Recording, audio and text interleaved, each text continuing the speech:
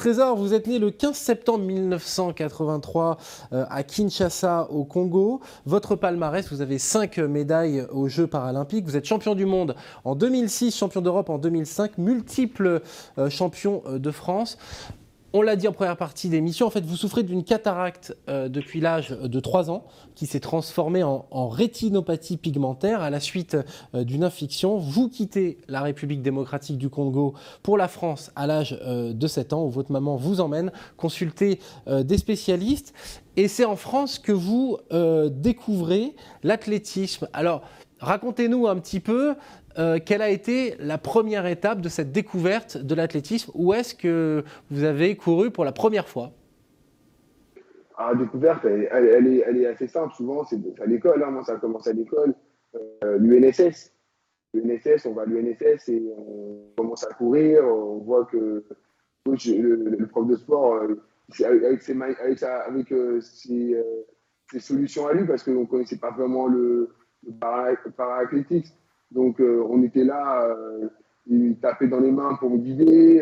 Des fois, il prenait quelqu'un pour courir à côté de moi. Donc, on faisait comme on pouvait. Donc, j'ai découvert vraiment là le sport, le handisport. Hein. C'est grâce à l'UNSS, vraiment, j'ai découvert l'athlétisme en pratique. Et donc, derrière, souvent je raconte, c'est la difficulté de trouver un club. Et donc, quand je me suis dit, ouais, j'aime beaucoup l'athlétisme. Sauf que finalement, trouver un club, c'était compliqué. Et c'est le club des Villejuifs qui m'a ouvert les portes la première fois. En l'an Le 2000. club qui m'a ouvert ses portes, c'est le club des Villejuifs, l'ASFI Villejuif. C'est vraiment à partir de là que votre carrière démarre? À partir de là... Oui, parce que dès que j'ai mon premier club, derrière, on découvre qu'il y a une fédération qui s'appelle la Fédération Handisport, qui est dédiée aux personnes handicapées. Donc la Fédération Handisport m'invite à un championnat.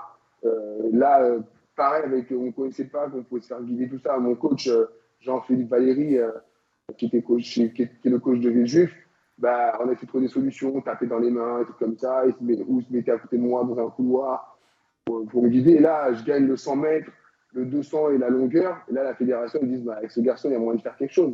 Vous enchaînez les victoires au championnat de France. Vous êtes sélectionné à 19 ans pour participer au championnat du monde d'athlétisme organisé à Lille, c'était en 2002. Et vous participez...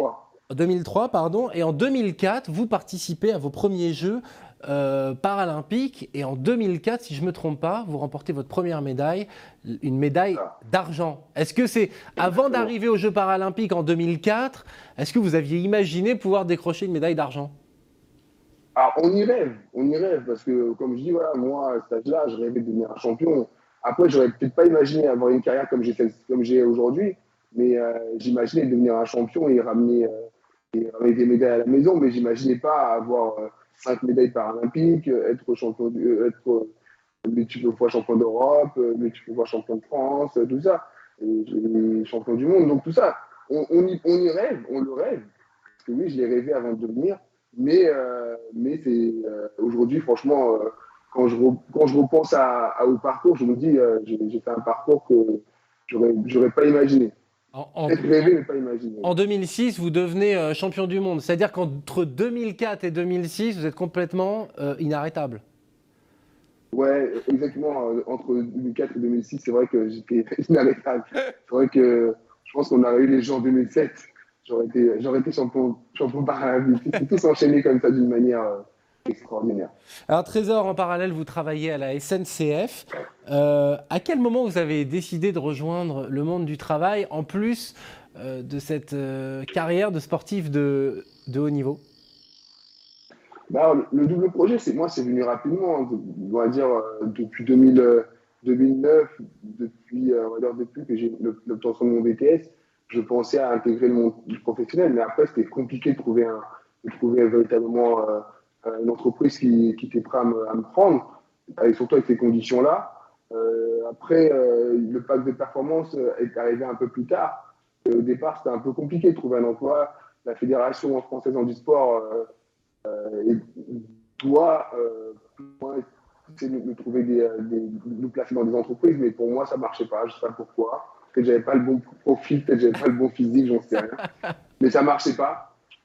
Jusqu'à en 2000, je crois que c'était en 2015, j'ai eu la chance que le pacte de performance a pu me trouver une entreprise qui était Allianz. Donc, j'ai intégré le groupe Allianz. Le projet professionnel ne correspondait pas vraiment à ce que je souhaitais. Je ne voyais pas d'évolution. Et finalement, on a rompu le contrat et j'ai eu la chance de rencontrer une personne de la SNCF qui m'a poussé à postuler au sein du groupe, Carole Guéchy, qui m'a poussé à postuler au sein du groupe. Et en postulant au sein du groupe, j'ai été recruté donc salarié. Et en même temps, comme j'étais sportif de haut niveau, ils m'ont proposé d'intégrer la team athlète SNCF. Et donc là, c'était vraiment le top pour moi parce que ça me permet de pouvoir de mener à bien mon double projet, c'est-à-dire le projet professionnel, et avoir grâce à la CIP, d'avoir des temps dédiés pour que je puisse m'entraîner quasiment toute une année, on va dire une année normale, où il n'y a pas de championnat du monde, il n'y a pas les jeux, on est sur du 50-50.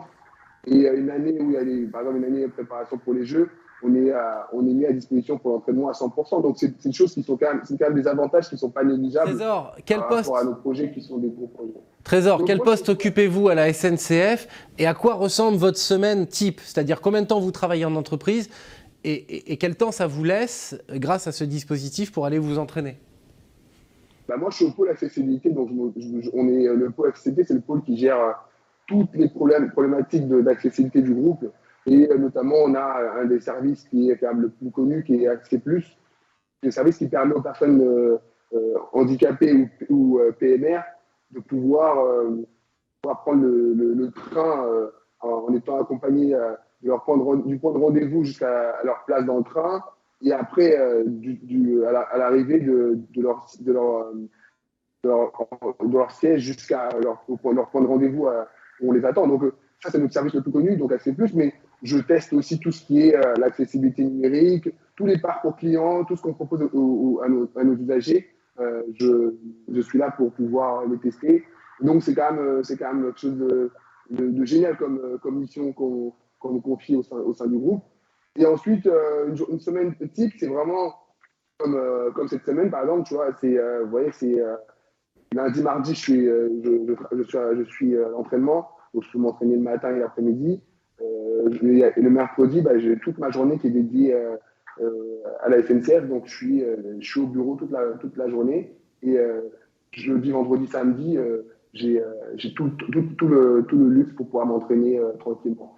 Donc ça, c'est pas négligeable, sachant que je suis en CDI, que je touche mon salaire à 100%, donc c'est vraiment quelque chose qui est assez confortable et qui me permet d'être performant. Et comme ça, quand je finis ma carrière en 2024, je pourrai intégrer à 100% l'entreprise. J'ai encore la force pour pouvoir encore titiller les petits jeunes. Je pense qu'à Paris, j'aurai encore toutes mes capacités pour aller chercher une médaille et pourquoi pas le titre.